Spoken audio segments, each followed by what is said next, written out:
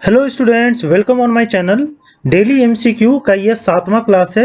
हमने एक series start किया है जिसमें 10 एमसीक्यू हम डेली बेसिस पे रिवाइज कर रहे हैं और अभी जो है जनरल साइंस का टॉपिक चल रहा है। तो बिना देर किए हम स्टार्ट करते हैं डेली एमसीक्यू 10 का दम। तो फर्स्ट क्वेश्चन देखते हैं हम। When a stone is thrown in the calm water of a pond, the waves produced on the surface of water in the pond are। अगर हम तालाब में एक पत्थर फेंकते हैं और जो पानी है वहां का काम है तो कैसा वेव प्रोड्यूस होगा।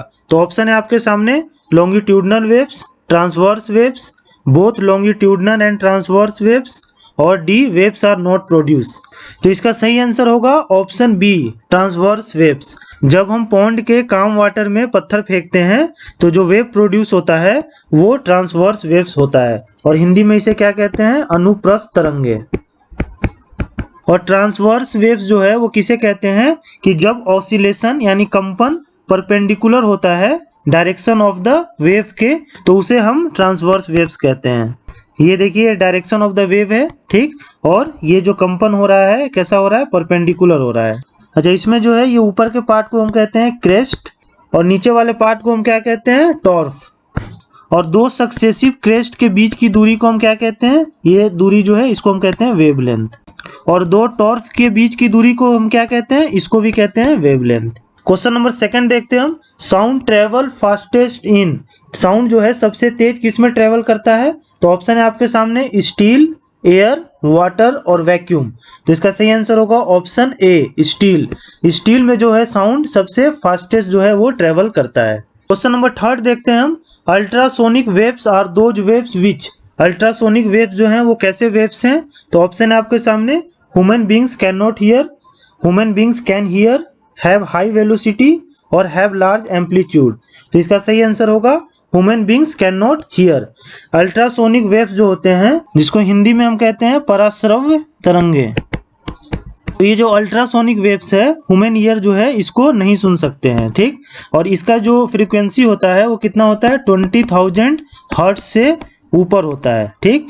और ह्यूमन ईयर जो है वो किस फ्रीक्वेंसी से लेके किस फ्रीक्वेंसी तक की आवाज सुन सकते हैं, तो वो है 20 हर्ट्ज से लेके 20,000 हर्ट्ज तक।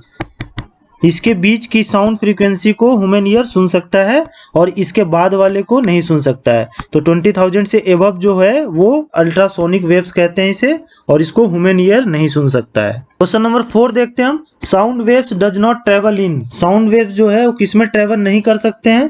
तो ऑप्शन है आपके सामने सॉलिड में, लिक्विड, गैसेज और वैक्यूम। तो इसका सही आंसर होगा option D, vacuum. Sound waves जो है वैक्यूम में ट्रेवल नहीं करता है। क्वेश्चन नंबर 5 देखते हैं हम। Instrument use to study the behaviour of a vibrating string.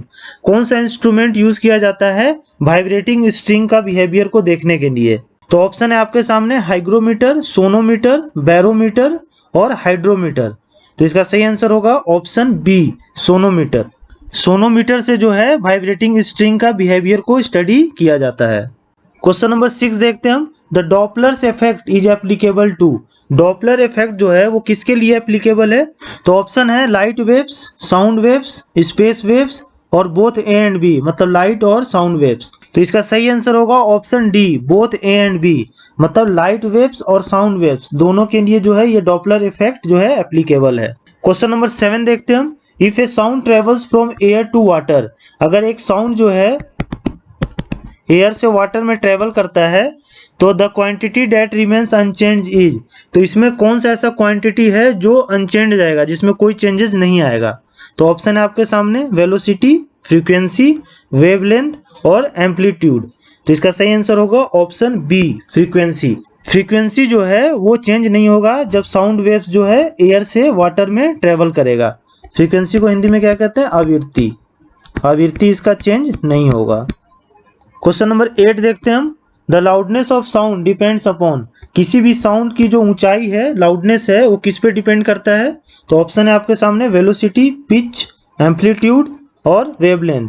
तो इसका सही आंसर क्या होगा, ऑप्शन सी, एम्पलीट्यूड। और हिंदी में एम्पलीट्यूड को क्या कहते हैं, आयाम। तो आयाम पे ये डिपेंड करेगा कि साउंड की लाउडनेस जो है वो क्या है। क्वेश्चन नंबर 9 देखते हैं हम। An echo will be heard if the minimum distance between the source of sound and obstacle is। मान लीजिए कि ये सोर्स ऑफ साउंड है, और ये ऑब्स्टकल है, ठीक। तो इनके बीच में मिनिमम कितनी दूरी होगी कि इको प्रोड्यूस होगा, मतलब कि गूंज प्रोड्यूस होगा। तो ऑप्शन है आपके सामने 1 मीटर, 10 मीटर, 15 मीटर और 17 मीटर। तो इसका सही आंसर होगा ऑप्शन डी 17 मीटर।